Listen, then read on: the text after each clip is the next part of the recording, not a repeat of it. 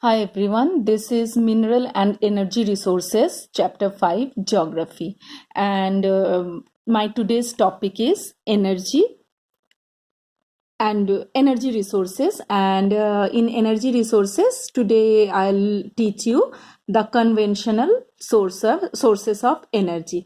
But before starting the topic, I'll start with the recapitulation of the chapter.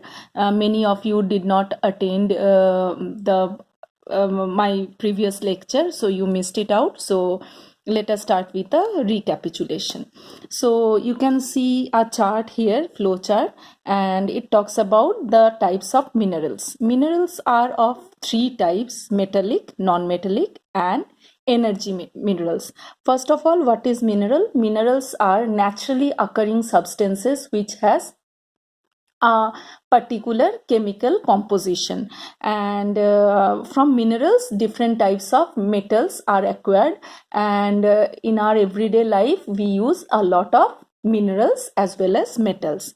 So there are the minerals are divided into two groups, rather three groups: metallic, non-metallic, energy. So metallic minerals which has metal content. So now the metallic minerals are subdivided into ferrous, non-ferrous, precious. Ferrous minerals are those which has iron content in this, like iron ore, manganese, nickel, cobalt, etc. Non-ferrous minerals doesn't have any iron content in that. For example, copper, lead, bauxite, etc. And third category is precious minerals, and precious minerals also doesn't have any metal content in it, and those are it doesn't have any iron content in it, and those are gold, silver, platinum, etc. So now mode of occurrence of minerals. There are in different stratas the minerals are found. First one is in between igneous rock. Some minerals are trapped in between igneous rocks, and for example those are tin, copper, zinc. Some minerals are trapped in between sedimentary rocks, and for example coal, petroleum, salt, gypsum, those are those type of minerals. And thirdly, some minerals are formed from the decaying of mother rock, and bauxite is example of such type of minerals. Fourthly, in valley areas, in between alluvial deposits, some minerals are trapped and found. For example, gold, silver, and tin, platinum, etc. Lastly, in ocean water, some minerals, there are some mineral contained in ocean water. For example, in ocean bed too, some minerals can be found. For example, common salt, magnesium, manganese, etc. Next is ferrous mineral. As I told you earlier, the mineral which has iron content is ferrous mineral. So when we talk about ferrous mineral, we'll start with iron ore. There are two types of iron. You all know it is the backbone of other industries. It is very hard in nature. That's why many machines are made of this. So all industries use iron, and that's why iron is called the backbone of other industries. There are two types of iron. One is magnetite, the other one is hematite. In magnetite, the iron content is 70%. That's why it is very good in quality, very hard. And the hematite contain 50 to 60% of iron in it. It is comparatively less superior than magnetite. And there are some iron belts where the irons are available, like Odisha Jharkhand belt, Durg Bastar, Chandrapur belt, then Balari, Chitradurga, Chikmagalur, Tumakuru belt, and lastly Maharashtra, Goa belt. In these regions, iron is easily available. I mean, the iron mines are situated over there. Manganese is one kind of ferrous mineral. It is used in manufacturing steel. So to produce 1 ton of steel, 10 kgs of manganese are used, and manganese is used for making bleaching powder, insecticides, and paints also. Odisha is the largest producer of manganese.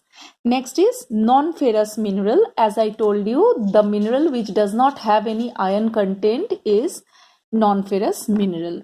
So the best example of non-ferrous mineral is copper, bauxite. Copper, it is very common to you all. Copper is widely used in electrical and electronic industries, and it is malleable in nature, ductile, and good conductor of heat and electricity. And Balaghat mine in Madhya Pradesh, Khetri in Rajasthan are the largest producer of copper. Even Jharkhand also is a leading producer of copper. Bauxite, from bauxite we get aluminium. So the ore from which the bauxite deposit is acquired is known as aluminium silicate. Aluminium is also again an important metal. It is used in different industries. India's bauxite deposits are mainly found in Amarkantak Plateau, Mekal Hill, and the plateau region of Bilaspur, Katni. Odisha again is the largest producer of bauxite. Next is non-metallic mineral. Non-metallic mineral means which doesn't have at all any metal content. I mean, the example of non-metallic mineral is mica. Mica is made up of a series of plates or leaves, very thin sheets. It is combined with very thin sheets, and mica again is it is excellent dielectric strength, low power loss factor, insulating properties it has, and resistance to high voltage. That's why mica is also used in electronic and electrical industries. The largest producer of mica is Rajasthan, Ajmer of Rajasthan, and Nellore in Andhra Pradesh. Rock mineral. This is also a type of mineral. Limestone is one of the example of this type of mineral. Limestone is composed of calcium carbonate or calcium and manganese carbonate. It is found in sedimentary rocks.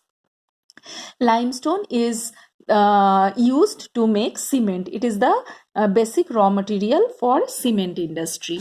Next is conservation of minerals. So in everyday use, everyday life, metal is extensively used and unjudiciously used. That's why all the metals, those are non-renewable resources. That's why the stock of minerals are finishing very fast. So that is why we need to conserve our mineral resources, and there are 3 processes to conserve the mineral resources. One is to use the mineral resources judiciously in a planned way. Second is technology need to be involved, constantly upgraded technology, so that these resources, these minerals can be used in a better way. And thirdly, recycling of metals. Metal should be recycled so that it can be reused again and again. Now our today's topic is energy resource. Energy is required for all activities. It is needed to needed to cook, to provide light, heat, to propel vehicle, and to drive machinery in the industry also.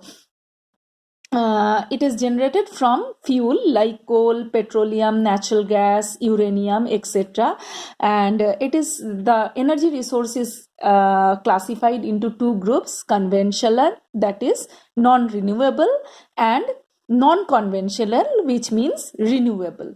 So today we will be discussing about the conventional sources of energy. So conventional example of conventional source of energy, first we'll discuss about coal. Coal is a kind of conventional energy resource. It is a fossil fuel. In India it is abundantly available, and we all know that coal is composed, it is due to composition of coal was due to the decaying of plants millions of years ago, and the compression of plant material over million of years gave birth to different types of coal. There are four types of coals we will be discussing here. First is peat. Peat is a low quality coal, and it was decayed on swamps. That means in less deep areas it was buried, and it has very low carbon content and high moisture content. That's why it produces very less heat. Next is lignite. Lignite is again low quality coal. It is brown in color and very soft also. It also has a high amount of moisture content. Third is bituminous. Bituminous is a good quality coal. It is that coal was buried deep inside the earth, and it is the most popular coal for metallurgical industry, and it is used for iron smelting also. And lastly, anthracite coal. It is the highest quality hard coal. That means it was also buried into deep earth. Now, in India, coal occurs in rock series of two main geological ages. One is Gondwana age, the other one is Tertiary age. The Gondwana age coal is available in Damodar Valley, Bokaro, Jharia, Raniganj, Godavari and Mahanadi Basin, Son and Wardha Valley, etc. Tertiary coal occur in northeastern states of Meghalaya, Assam and Arunachal Pradesh. Now, coal is a raw material for different industries. Burning coal, thermal energy is produced by burning coal, and those thermal energies are supplied to different industries to run the industry. So that is, as coal is bulky, that's why most of the industries are situated near the coalfield areas. Next is petroleum. Petroleum or mineral oil is the next major energy source in India after coal. It provides fuel for heat and lighting, lubricants for machinery, and raw materials for a number of manufacturing industries. Petroleum